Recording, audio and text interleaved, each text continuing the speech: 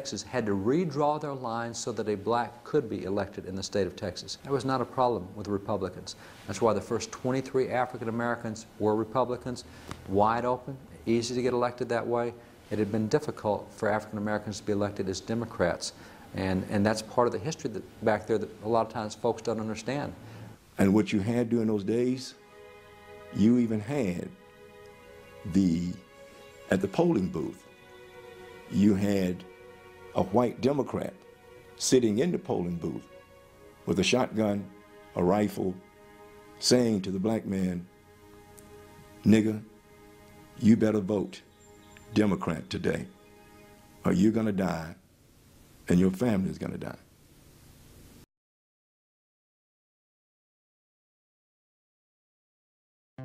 There are several myths that persist today concerning the issue of civil rights.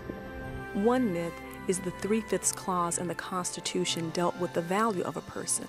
The truth is, that was proposed and fought for by the abolitionists who did not want the slaveholding states to get more representation in Congress by counting their slaves as constituents. The compromise was that every slave would be counted as 3/5 of a constituent for the purpose of limiting slaveholding states in Congress. Another myth is that Dixiecrats were racist Southern Democrats who became Republicans. What they really were was a segregationist faction of the Democratic Party that split from the Democrats in 1948 when Harry Truman wanted to put pro-civil rights language in the Democratic platform. Strom Thurmond, a Democrat, became the Dixiecrat candidate for president. After they lost that election, all of the Dixiecrats went back into the Democratic Party, and Strom Thurmond did not become a Republican for another 16 years.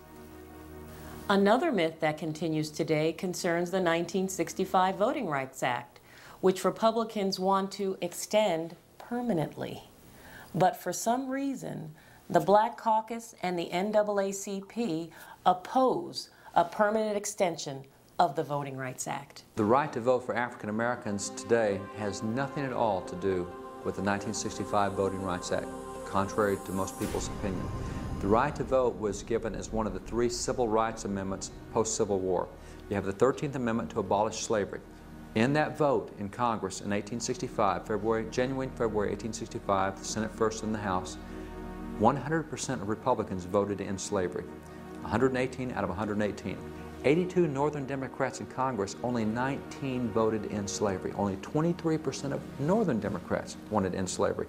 We roll on through, and in the South, slavery has been ended, but we're now finding these Southern Democratic legislatures that are saying, well, they may be free, but they're not citizens. Congress stepped in 1868 and said, we'll take care of that.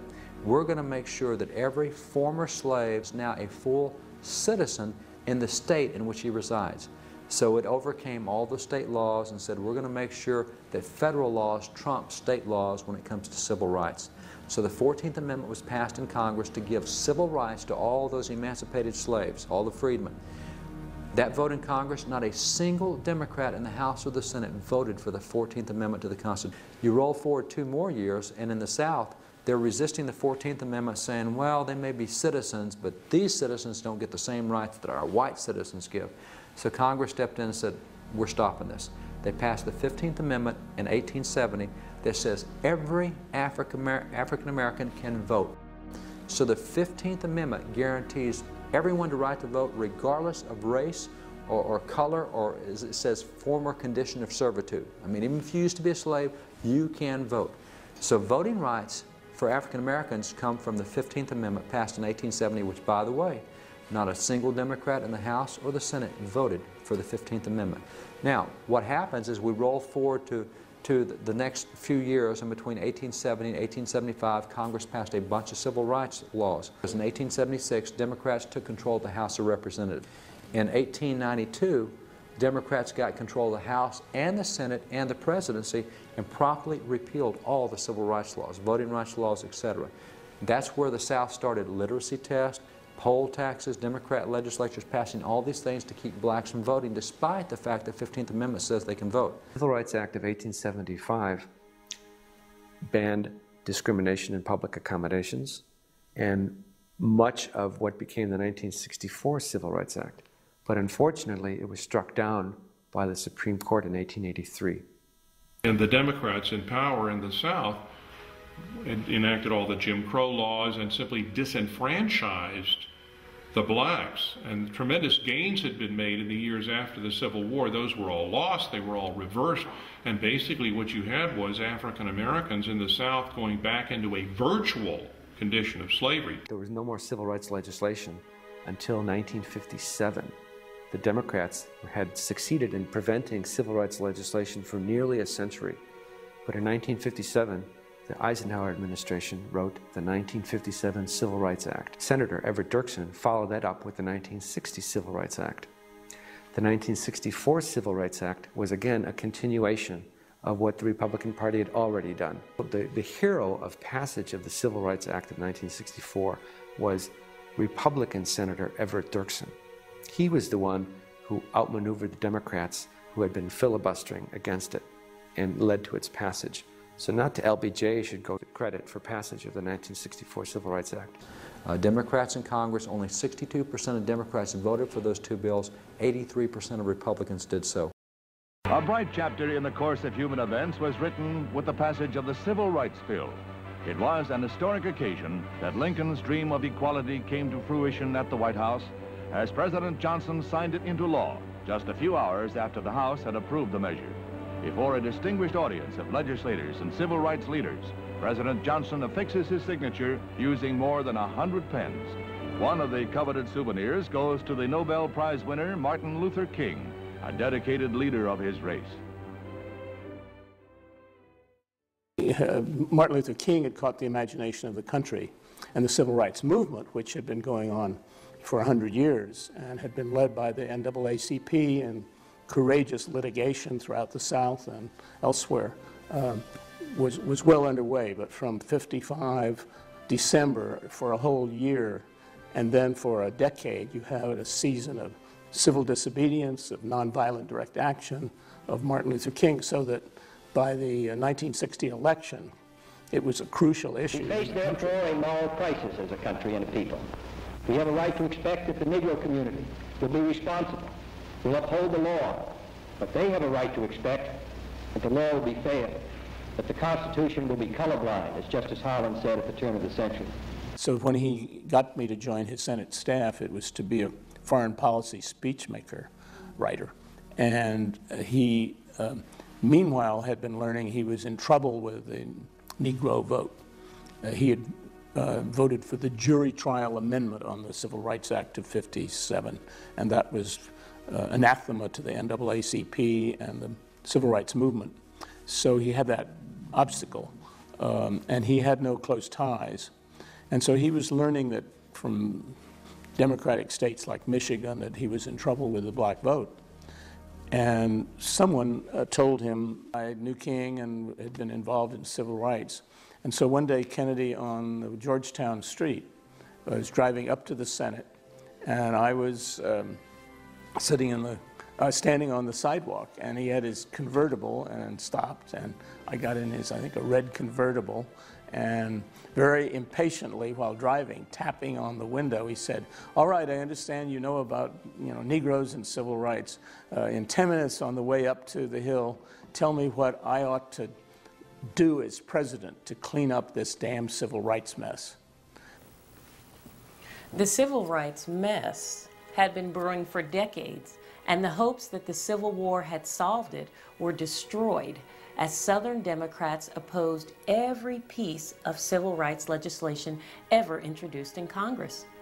Even Senator Kennedy received pressure from his own party not to support the Reverend Martin Luther King. He was faced with a dilemma that his own party had created. Just 100 years after Lincoln signed the Emancipation Proclamation that freed the slaves, 200,000 people converge on the nation's capital to rally for civil rights. They come by train, they come by bus and by air. They come from the north, the south, the east and west. They come united in one cause, to urge Congress to pass a civil rights bill to end forever the blight of racial inequity. Men who organized the rally walk with springing steps toward the speaker's stand. And there's a great swell of cheers to welcome Martin Luther King to the speaker's podium, a man who stands as a symbol of all they are fighting for.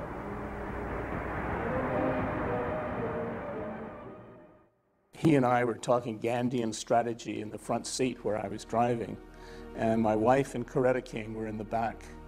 And we heard Coretta saying, "Claire, I have this nightmare that keeps coming to me, at the end of this road that Martin had chosen to go on, he's going to be killed." And King turned back to her and he said, "Corey, as I tell you, don't keep having that nightmare of what's going to be wrong. Have a dream as to what we can do while we're here." And I didn't choose this road. They came and asked me. And he said, and you know, like I think it's a spiritual, he sort of hummed, when the Lord came by and asked, my soul said yes. During the lifetime of my uncle, Dr. Martin Luther King Jr., my dad was his brother, Reverend A.D. King. They were civil rights activists, leaders. My dad was a primary strategist. So I had an opportunity to live during the days where we had white and colored water fountains, white and colored restrooms. We couldn't stay in the hotels. We couldn't eat in the restaurants. I remember going to a movie once in my life while growing up there. It was a white theater, and black people had to sit in the balcony, and whites were allowed downstairs. But still, I didn't sense hatred. I knew it was wrong, and I recognized that we were separated from white folks, but I didn't learn this hatred until I moved to the city, until I moved to Los Angeles at the age of 18. That's when I heard, the white man hate you, you're poor, you can't make it because of the white man. I didn't hear that growing up. Nobody knows. So I go back to that particular time. I can easily go back to that particular time. I remember a situation when I was 14 years old. I had gone up. When I say gone up, I left South Florida and I visited my father in South Carolina. While I was downtown, I decided to visit a cafe there. And when I went in there, I actually sat at the counter. Now, this was in 1963. I was not aware at that time. I was so naive. I was simply not aware of the fact that a colored person, at that time, they called us colored people, could not sit at a counter. So I went there and I sat at the counter there, and I ordered a cheeseburger and an order of French fries and a Coke, I believe. And the young lady back there, she was white. She placed it in a bag. And when she gave it to me, I paid for it, and I began to open the bag. I opened the bag in order to eat it right there on the counter. And of course, she said to me, she said, "Young man, you can't eat that here." And I said, "Why not?" Honestly, sincerely, not being funny, I really didn't know. She said, "You just can't eat that here." She says, "You need to take that and go." And so, in essence, I did that after I saw the looks on the faces of all the other white people in the building.